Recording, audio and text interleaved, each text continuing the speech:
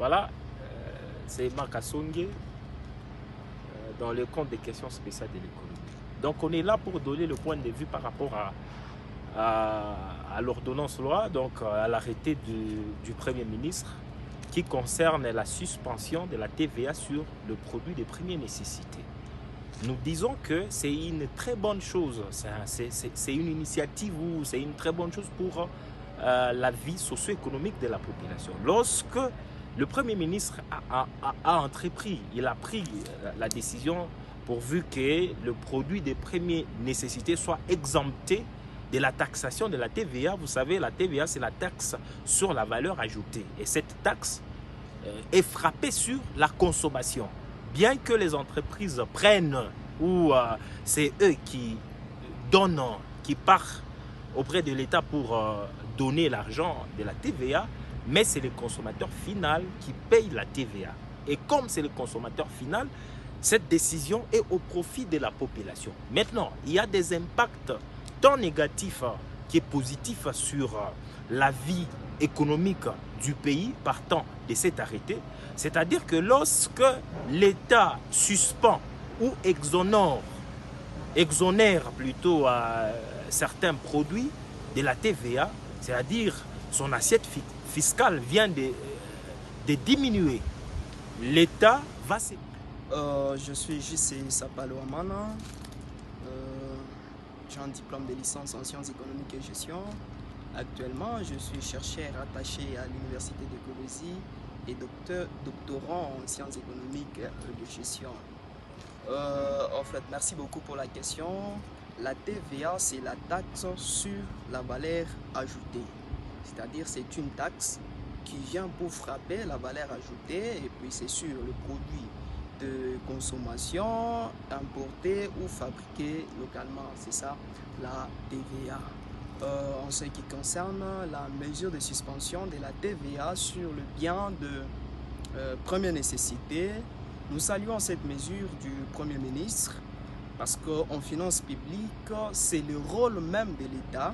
L'État joue trois rôles. L'État est producteur, l'État est redistributeur, l'État est régulateur. Aujourd'hui, l'État congolais se présente dans cette casquette-là des régulateurs. Il vient régler les marchés. Lorsque l'État trouve des failles sur les marchés, notamment pour le prix, parce que nous sommes pendant une période où sur les marchés, les prix de biens et services est en train de grimper avec vitesse. Alors, l'État congolais, en tant que régulateur, il vient pour régler les prix sur les marchés. En faisant la régulation du prix, l'État congolais ne peut pas imposer aux opérateurs économiques de fixer tel bien à tel prix, tel bien à tel prix. Mais c'est-à-dire le prix va s'égaler. C'est pourquoi nous sommes en train de demander aux producteurs, par rapport à cette décision, ils doivent aussi multiplier leur production pourvu que le prix qui sera revu à la baisse puisse être en équilibre par rapport à cette décision du gouvernement congolais. Et aussi, ça aura de l'impact sur les variables macroéconomiques. Quand nous disons variables macroéconomiques, nous voyons le PIB. C'est-à-dire, nous allons voir notre PIB, c'est-à-dire s'accroître et il y aura croissance économique. Et la croissance économique, vous savez très bien que c'est une variable très importante dans le rôle d'un État ou d'une économie. Et quand nous allons voir la croissance économique augmenter, c'est-à-dire les producteurs ou les entreprises seront en mesure d'engager. C'est-à-dire que le taux de chômage va faire quoi? Va aussi diminuer. C'est pourquoi nous disons que cet arrêté, c'est une très bonne chose. Et cet arrêté sera une bonne initiative si et seulement si l'arrêté parvenait à être exécuté. Lorsque l'arrêté ne sera peut-être pas exécuté, parce que nous savons très bien comment les choses fonctionnent par rapport à notre pays. C'est-à-dire nous demandons, nous supplions aux exécutants de cet arrêté de pouvoir l'exécuter. Même si vous partez dans les supermarchés, regardez sur votre reçu qu'on n'écrive pas la TVA, qu'on n'écrive pas... La suspension est bénéfique à la population. Pourquoi? Parce que c'est la population qui consomme en dernier lieu. Et puis, les biens de première nécessité, ce sont des biens qui sont fortement consommés sur les marchés. Alors, lorsque la population voit que les prix commencent à baisser, c'est dans l'intérêt de la population. Le pouvoir d'achat va augmenter, c'est-à-dire dans le temps, vous devez vous procurer un bien à 10 francs. Lorsque les prix diminuent à 5, vous devez vous procurer maintenant 2 biens. Ça devient très bénéfique et ça devient quelque chose qui peut encourager la population. Et cette mesure ne doit pas seulement rester au niveau de biens de première nécessité. Le gouvernement congolais peut songer aussi dans d'autres sphères afin de régulariser que sa population puisse en bénéficier de cela.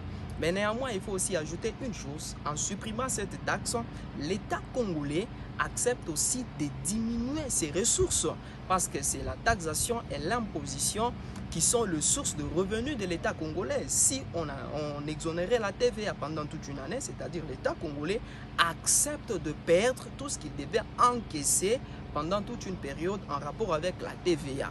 C'est-à-dire l'État congolais va constater une diminution de ses recettes encaissées, une diminution dans ses prévisions budgétaires de l'année au courant de laquelle cette taxe a été exonérée. C'est au moins dans ce sens-là que je peux me résumer et je peux vous donner des réponses face à vos propos.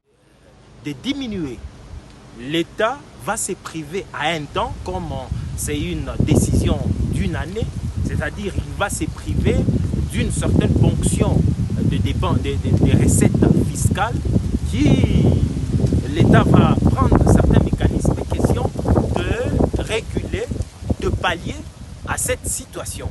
Et cet impact ou cet arrêté a un impact positif, nous disons largement positif sur l'économie. D'abord, nous commençons par la vie sociale et économique de la population. Lorsqu'on suspend la TVA, la taxe sur la valeur ajoutée sur le produit de première nécessité, et ce sont le produit de première nécessité qui est beaucoup plus demandé. C'est-à-dire que la population va voir comment le pouvoir d'achat de leurs revenus vont augmenter par le fait que le prix de ces biens-là, de produits de première nécessité, vont diminuer. Et quand ça diminue, le pouvoir d'achat qui augmente, c'est-à-dire que la demande va également augmenter. Lorsque la demande sera augmentée, c'est-à-dire que le producteur aussi doit suivre. Suivre, c'est-à-dire produire encore plus.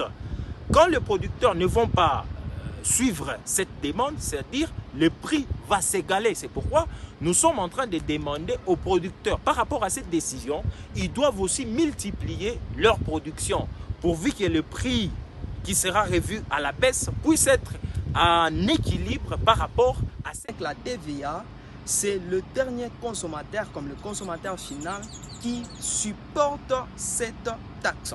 C'est-à-dire, si vous consommez en dernier lieu, vous payez en dernier lieu, c'est vous qui allez supporter la taxe. Si l'État congolais peut alléger cette tâche, peut exonérer cette taxe, en tout cas, c'est un geste à saluer. Nous pouvons acclamer pour l'État congolais. En tout cas, il y a aussi, attention, il y a aussi ce que nous devons retenir que les ressources, les recettes de l'État congolais proviennent de la taxation et de l'imposition. Ce sont des impôts et taxes qui constituent normalement les recettes de l'État. Alors, si l'État accepte de supprimer, de suspendre cette taxe, de l'autre côté, je crois que l'État congolais accepte également de voir la diminution de ses recettes. Parce que quand les gens ne vont pas payer sur les recettes réalisées et dans ses prévisions budgétaires, l'État va voir cette diminution et cette baisse de ses recettes. Voilà l'impact qui peut être négatif. Alors que les ressources de l'État, c'est ce qui aide dans la redistribution en faisant les routes, en faisant des écoles, en faisant tout ce qui est dans l'intérêt général de sa population. C'est le côté sur lequel nous pouvons aussi jeter un coup d'œil et analyser les impacts que ça peut avoir sur nos budgets et tout ce qui s'est fait au niveau de l'État congolais. Merci.